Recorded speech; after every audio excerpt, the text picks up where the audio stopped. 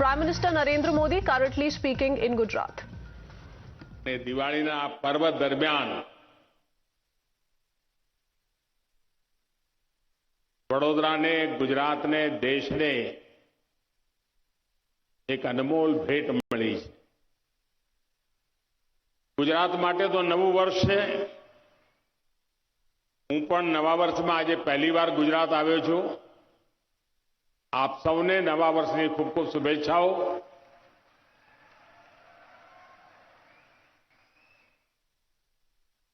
आज भारत को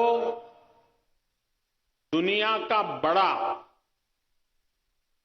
manufacturing hub बनाने की दिशा में हम बहुत बड़ा कदम उठा रहे हैं. भारत आज अपना फाइटर प्लेन बना रहा है. भारत आज अपना टैंक बना रहा है, अपनी सबमरीन बना रहा है. और सिर्फ इतना ही नहीं, भारत में बनी दवाइयां और वैक्सीन भी आज दुनिया में लाखों लोगों का जीवन बचा रही है.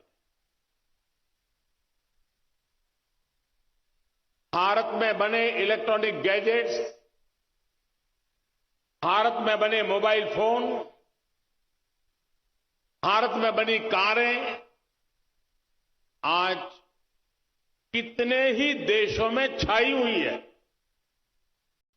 Make in India, make for the globe, इस मंत्र पर आगे बढ़ता रहा भारत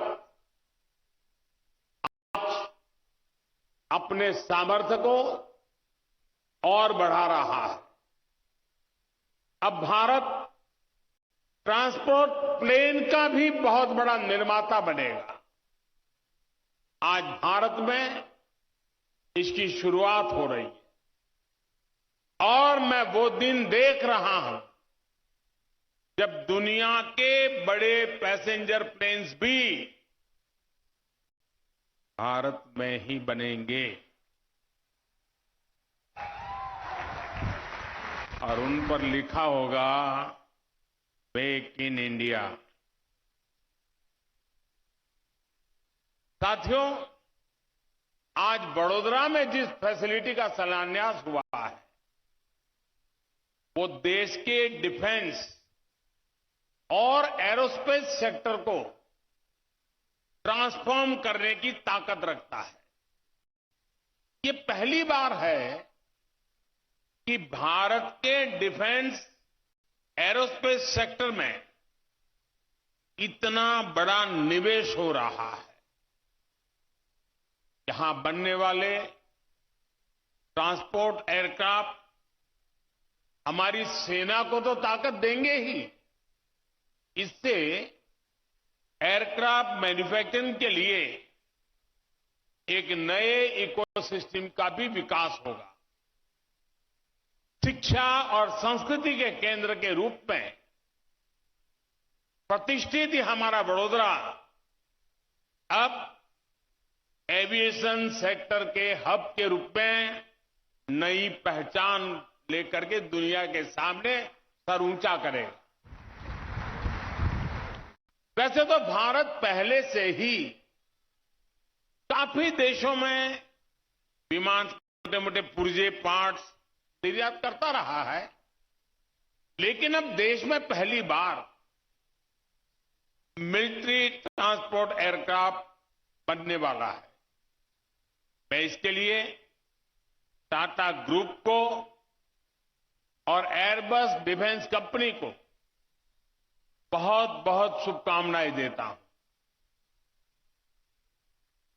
मुझे बताया गया है कि इस प्रोजेक्ट से भारत की 100 से ज्यादा एमएसएमईज भी जुड़ेगी. भविष्य में यहां दुनिया के दूसरे देशों के लिए एक्सपोर्ट के ऑर्डर भी लिए जा सकेंगे. यानी make in India, make for the globe का संकल्प भी इस धरती से और मजबूत होने वाला है. साथियों, आज भारत में दुनिया का तेजी से विकसित होता एविएशन सेक्टर है। एयर ट्रैफिक के मामले में हम दुनिया के टॉप 3 देशों में पहुंचने वाले हैं। अगले 4-5 वर्षों में करोड़ों नए यात्री हवाई सफर के यात्री होने वाले हैं। उड़ान योजना से भी इसमें बहुत मदद मिल रही है। अनुमान है कि आने वाले 10-15 वर्षों में भारत को करीब करीब 2000 से ज्यादा पैसेंजर और कार्गो एयरक्राफ्ट की जरूरत होगी। अकेले भारत को 2000 एयरक्राफ्ट की जरूरत होना यानी यही बताता है कि विकास कितना तेजी से होने वाला है। इस बड़ी डिमांड को पूरा करने के लिए भारत अभी से तैयारी कर रहा है। आज का ये आयोजन भी उसी दिशा में एक महत्वपूर्ण कदम है। साथियों, आज के इस आयोजन में विश्व के लिए भी एक संदेश है। आज भारत दुनिया के गोल्डन अपॉर्चुनिटी के लेकर के आया है। कोरोना और युद्ध से बनी परिस्थितियों के बावजूद, सप्लाई चेन में रुकावटों के बावजूद भारत के मैन्युफैक्चरिंग सेक्टर का ग्रोथ मोमेंटम बना हुआ है। और ये ऐसे ही नहीं हुआ है। आज भारत में ऑपरेटिंग कंडीशंस लगातार सुधर रही। आज भारत में जोर कॉस्ट कॉम्पिटिटिवनेस पर है, क्वालिटी पर भी है। आज भारत लो कॉस्ट मैन्युफैक्चरिंग और हाई आउटपुट आउटकम का अवसर दे रहा है। आज भारत के पास स्किल्ड मैन पावर का बहुत बड़ा टैलेंट पूल है। बीते 8 वर्षों में जो रिफॉर्म्स हमारी सरकार ने किए, उन्होंने भारत में मैन्युफैक्चरिंग का एक अभूतपूर्व एनवायरनमेंट तैयार कर दिया है। ईज ऑफ डूइंग बिजनेस पर जितना जोर आज भारत का है, उतना पहले कभी नहीं था। कॉर्पोरेट टैक्स स्ट्रक्चर को आसान बनाना हो, उसे ग्लोबली कॉम्पिटिटिव बनाना हो, अनेक सेक्टर्स में ऑटोमेटिक रूट से 100% एफडीआई का रास्ता खोलना हो, डिफेंस, माइनिंग, स्पेस जैसे सेक्टर्स को प्राइवेट कंपनियों के लिए खोलना हो, लेबर रिफॉर्म्स करना हो, 29 सेंट्रल लेबर लॉज को सिर्फ 4 कोड्स में बदलना हो, 33,000 उससे ज्यादा कंप्लायंसेस को खत्म करना हो, दर्जनों टैक्सेस के जाल को खत्म करके एक गुड्स एंड सर्विसेज टैक्स बनाना हो। भारत में आज इकोनॉमिक रिफॉर्म्स की नई गाथा लिखी जा रही। इन रिफॉर्म्स का बड़ा फायदा हमारे मैन्युफैक्चरिंग सेक्टर को ही मिल रहा है और क्षेत्र तो फायदा उठा ही रहे हैं। और साथियों, इस सफलता के पीछे एक और बड़ी वजह है, बल्कि मैं कहूंगा कि सबसे बड़ी वजह है, वो है माइंडसेट में बदलाव, मानसिकता में बदलाव। हमारे यहां लंबे समय से सरकारें इसी माइंडसेट से चली कि सब कुछ सरकार ही जानती है, सब कुछ सरकार को करना चाहिए। इस माइंडसेट ने देश के टैलेंट को दबा दिया, भारत के प्राइवेट सेक्टर का सामर्थ्य बढ़ने नहीं दिया। सबका प्रयास की भावना को लेकर आगे बढ़ रहे देश ने अब पब्लिक और प्राइवेट सेक्टर दोनों को समान भावना से देखना शुरू किया। साथियों, पहले की सरकारों में माइंडसेट ऐसा भी था कि समस्याओं को टाल दिया जाए, कुछ सब्सिडी देकर मैन्युफैक्चरिंग सेक्टर को जिंदा रखा जाए। इस सोच ने भी भारत के मैन्युफैक्चरिंग सेक्टर का बहुत नुकसान किया है। इस वजह से पहले न ही कोई ठोस नीति बनाई और साथ ही logistics, electricity supply, water supply, ऐसी जरूरतों को नजरअंदाज कर दिया गया। इसका परिणाम क्या हुआ? मेरे देश की युवा पीढ़ी इसको भली भांति जान सकती। अब आज का भारत एक नए माइंडसेट, एक नए वर्क कल्चर के साथ काम कर रहा है। हमने काम चलाओ फैसलों का तरीका छोड़ा है और विकास के लिए, निवेशकों के लिए कई तरह के इंसेंटिव लेकर आए हैं। हमने production linked incentive scheme launch की, जिससे बदलाव दिखने लगा। आज हमारी पॉलिसी स्टेबल है, प्रिडिक्टेबल है और फ्यूचरिस्टिक है।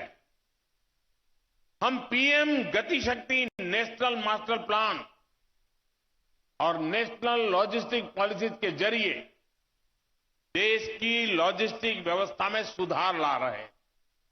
साथियों, पहले एक माइंडसेट ये भी था कि भारत मैन्युफैक्चरिंग में बेहतर नहीं कर सकता, इसलिए उसे सिर्फ सर्विस सेक्टर पर ध्यान देना चाहिए। आज हम सर्विस सेक्टर भी संभाल रहे हैं और मैन्युफैक्चरिंग सेक्टर को भी समृद्ध बना रहे हैं। हम जानते हैं कि आज दुनिया में कोई भी देश सिर्फ सर्विस सेक्टर या सिर्फ मैन्युफैक्चरिंग सेक्टर का विकास करके आगे नहीं बढ़ सकता। हमें विकास के होलिस्टिक अप्रोच को अपनाना होगा और आज का नया भारत उसी रास्ते पर आत्मविश्वास के साथ चल पड़ा है। पहले की सोच में एक और गलती भी थी। माइंडसेट ये था कि हमारे यहां स्किल मैन पावर की कमी है, देश के स्किल पे भरोसा नहीं था, देश की टैलेंट पर भरोसा नहीं था और इसलिए मैन्युफैक्चरिंग के क्षेत्र पर एक प्रकार से उदासीनता रही, उस पर कम ध्यान दिया गया। लेकिन आज भारत मैन्युफैक्चरिंग में भी सबसे आगे रहने की तैयारी में है। सेमीकंडक्टर से लेकर एयरक्राफ्ट तक हम हर क्षेत्र में सबसे आगे रहने के इरादे के साथ आगे बढ़ रहे हैं। ये इसलिए संभव हुआ क्योंकि पिछले 8 वर्षों में हमने स्किल डेवलपमेंट पर फोकस किया और उसके लिए एक माहौल तैयार किया। इन सारे बदलावों को आत्मसात करते हुए आज मैन्युफैक्चरिंग सेक्टर में भारत की विकास यात्रा इस पड़ाव पर पहुंची है। साथियों, हमारी सरकार की इन्वेस्टमेंट फ्रेंडली नीतियों का फल एफडीआई में भी दिखता है। पिछले 8 वर्षों में 160 देशों से ज्यादा की कंपनियों ने भारत में निवेश किया है। और ऐसा भी नहीं कि विदेशी निवेश सिर्फ कुछ इंडस्ट्रीज में ही आया हो। इसका प्रभाव अर्थव्यवस्था के 60 से ज्यादा सेक्टर को कवर करता है। 31 राज्यों के अंदर इन्वेस्टमेंट पहुंचा है। अकेले एरोस्पेस सेक्टर में ही $3 बिलियन से अधिक का निवेश हुआ है। साल 2000 से 2014 तक इस सेक्टर में जितना निवेश हुआ था उससे यानी वो 14 साल की तुलना में इन 8 वर्षों में 5 गुना ज्यादा निवेश हुआ है। आने वाले वर्षों में आत्मनिर्भर भारत अभियान के बड़े पिलर्स डिफेंस और एरोस्पेस सेक्टर होने वाले। हमारा लक्ष्य है कि 2025 तक हमारी डिफेंस मैन्युफैक्चरिंग का स्केल $25 बिलियन पार कर जाएगा। हमारे डिफेंस एक्सपोर्ट भी $5 बिलियन से अधिक होंगे। उत्तर प्रदेश और तमिलनाडु में विकसित हो रहे डिफेंस कॉरिडोर से भी इस सेक्टर को स्केल अप करने में मदद मिलेगी। वैसे मैं आज देश के रक्षा मंत्रालय और गुजरात सरकार की भी भूरी भूरी प्रशंसा करता हूं, तारीफ करता हूं। आपने देखा होगा कुछ दिन पहले उन्होंने गांधीनगर में बहुत शानदार डेफ एक्सपो आयोजन किया। डिफेंस से जुड़े सारे इक्विपमेंट्स का वहां बहुत बड़ा कार्यक्रम हुआ और मुझे कहते हुए खुशी हो रही है और राजनाथ जी को मैं बधाई देता हूं कि अभी तक का सबसे बड़ा डेफ एक्सपो था। और इसमें सबसे बड़ी खूबी ये थी कि इस डेफ एक्सपो में प्रदर्शित सभी उपकरण और टेक्नोलॉजी सबके सब भारत में बने थे। यानी प्रोजेक्ट C295 का प्रतिबिंब हमें आने वाले वर्षों के डेफ एक्सपो में भी दिखाई देगा। मैं टाटा ग्रुप को और एयरबस को इसके लिए भी अग्रिम शुभकामनाएं देता हूं। साथियों, आज के इस ऐतिहासिक अवसर पर मैं इंडस्ट्री से जुड़े साथियों से अपना एक आग्रह दोहराना चाहता हूं और मुझे खुशी है कि अनेक क्षेत्र के सभी वरिष्ठ उद्योग जगत के साथी आज इस महत्वपूर्ण घटना के साक्षी बनने के लिए हमारे बीच पधारे हैं। देश में इस समय निवेश के लिए जो अभूतपूर्व विश्वास बना है उसका अधिक से अधिक लाभ आप उठाएं। आप जितने एग्रेसिवली आगे बढ़ सकते हैं ये मौका जाने मत दीजिए।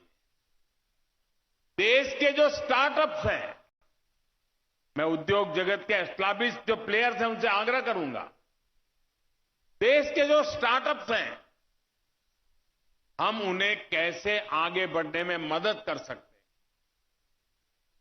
मैं चाहता हूं सब बड़ी इंडस्ट्री एक स्टार्टअप सेल अपने यहां बनाएं और देश भर में जो हमारी नए नौजवान स्टार्टअप में काम करते हैं उनका अध्ययन करें और उनके काम में उनकी रिसर्च क्या मैच कर सकती है उसका हैंड होल्डिंग करें। आप देखिए बहुत तेजी से आप भी बढ़ेंगे और मेरे वो नौजवान आज स्टार्टअप की दुनिया में हिंदुस्तान का नाम रोशन कर रहे हैं, उनकी भी ताकत अनेक गुना बढ़ जाएगी।